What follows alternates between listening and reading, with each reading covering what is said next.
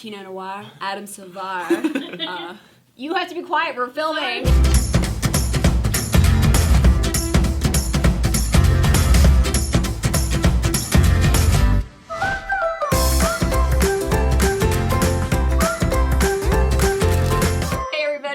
I'm here with Adam Silvera, who is the author of More Happy Than Not, which goes on sale in June from Soho Press. We invited Adam on today because we want to talk about We Need Diverse Books, which, if you haven't heard of it, you've been clearly living under a rock, because this is a movement that has been happening in middle grade and children's lit and middle, YA for a year now? How long has it been around? Definitely since before last BEA. I mean, it's everything. It really is, and it's a very important conversation. So we invited Adam on today to talk about LGBT.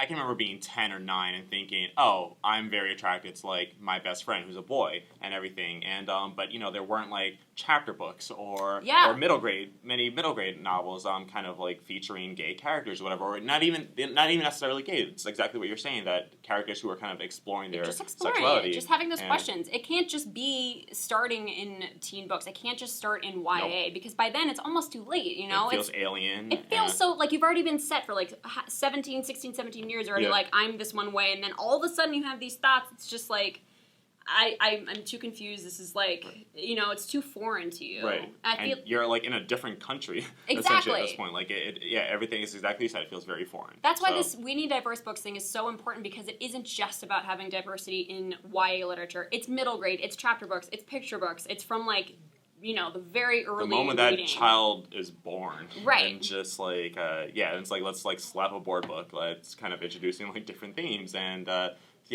think I think the movement has necessarily, in the past year, like, I'm so impressed about, like, how far we've come. Oh, and, absolutely. All medias are covering it now. Huffington Post, Teen Vogue, MTV.com. Like, this was not happening 2 years ago, where people were dedicating articles strictly for diverse books, and I don't think this is a trend either. Like, no, I don't it's think definitely not a trend. And a lot of us are definitely lucky to have written honest stories that are now kind of being celebrated and recognized, and I think it's easier long past due for that. It's easier for people to get published to write those stories. Yeah. It's much easier now. Opening doors for way more voices. Absolutely. And it's And it's not just LGBT, it's not just gay and lesbian. It's, books like None of the Above, like by I.W. Gregorio. Yes. Is about a girl that is intersex. Which is not a word that I was familiar with before Eileen's book. So. Exactly, and there's transsexual books, and there's just, pansexual and asexual, and there's bisexual. And there's just, like, all of these different... All the sexuals are being represented in lit right now, and it's great, but there needs to be more of it. It can't just be, oh, this is the one book on intersex, like an intersex teenager. It can't just be, like, that's it, because that's what it was like probably in the 90s and the early 2000s. It was like, okay, well, one publishing company published a book about a lesbian, so, like, we're good on our quota this year. Exactly. We don't need any more. David Levitin said something really great recently about how, back when he had first published Boy Meets Boy, that there were different trades reviewing, like, the gay books at that time, and one reviewer had said of a different book, oh, if you're going to read a gay book this year, read David Levitin's Boy Meets Boy. And, like, that's awful. It should not be that if you're going to read the one thing this year. Right. How about read all of them? So we have a couple of questions from Twitter. NexyZ5 on Twitter asks, can we talk about Proxy? Because it doesn't get more diverse than brown-skinned gay teen fighting against corrupt society. We can talk about Proxy, because I love that book. And It's I love so Alex good. London. It's amazing. Like, and it's one of those books where it's like, okay, here's this, like, super action-packed dystopian thriller where the narrator is gay, and see, and that's what YA needs more of. It's not just the stories where it's like the after-school special of, like, the kid realizing that he's gay or she's a lesbian. It's like, I would just want to read a dystopian novel or a sci-fi or a paranormal where the main character just happens to be gay. Yeah, and he just goes on to pursue, if he's pursuing any love interest at all, this one is a guy. And, like, and I know that, you have other favorite books, too. Yeah, Melinda Lowe. Anything by Melinda Lowe is amazing. I mean, she writes all speculative sci-fi fiction, fairy tale retellings. Huntress, Ash. They're all these, like, badass, awesome stories with characters who just happen to be gay, and it's really not that big of a deal. So, I mean, I think the unifying thing here is that it's, like, we in like Hollywood and movies, you don't necessarily see a lot of, like, kick-ass, like, gay or lesbian heroes They're always or the whatever. sidekick, the funny sidekick. The funny sidekick or the sassy sidekick. And, or the angry lesbian sidekick or something. And it's like, and while sassy BFFs who happen to be gay or lesbians who happen to be angry are very true or whatever, it's not, It's not just that. I think YA is doing a better job than Hollywood is right now in creating these more two-dimensional characters that are three-dimensional, four-dimensional, whatever. Yeah. They're just more, they have more depth to them than all the characters that you see on movies and TV. Right. What are some other LGBT-focused YA books that you read and loved and highly recommend? Okay, so Simon vs. the Homo Sapiens Agenda by Becky Albertalli comes out in April. My heart! Yeah, my God, that book is... I've read that book twice, and if I had that book available to me as a teenager, I would have been gay sooner than 20 years old. I mean, what I love about, Becky's especially is just the way it kind of it challenges identity, and I think it speaks very...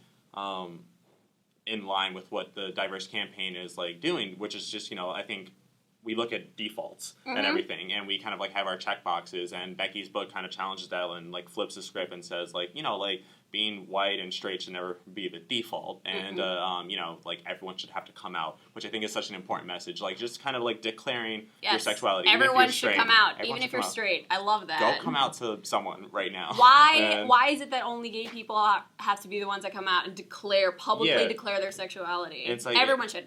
I'm straight. Two Boys Kissing by David Levithan. For me, that one kind of introduced a lot of the history of, like, LGBT that I wasn't familiar with and wasn't around for, and it's narrated by this Greek chorus of an older generation of gay men who have died from AIDS, and it kind of, like, puts you in, like, where they were decades ago, and it makes the history feel very current, and it makes you feel very grateful for, like, how far we've come. There's also Ask the Passengers. Ask the Passengers, which challenges labels beautifully. It's just kind of like, I don't have to tell you if I'm gay or straight or bisexual. Like, the label itself doesn't matter. It's just, respect my feelings, essentially. Exactly. Respect my love. And Miseducation to Cameron Post, which is an amazing story of a girl who basically comes out as a lesbian, but then she has to go to, like, a pray away the gay camp. Yeah, the conversion camps, which are an actual thing, and that sounds more dystopian than anything else we've been reading about lately.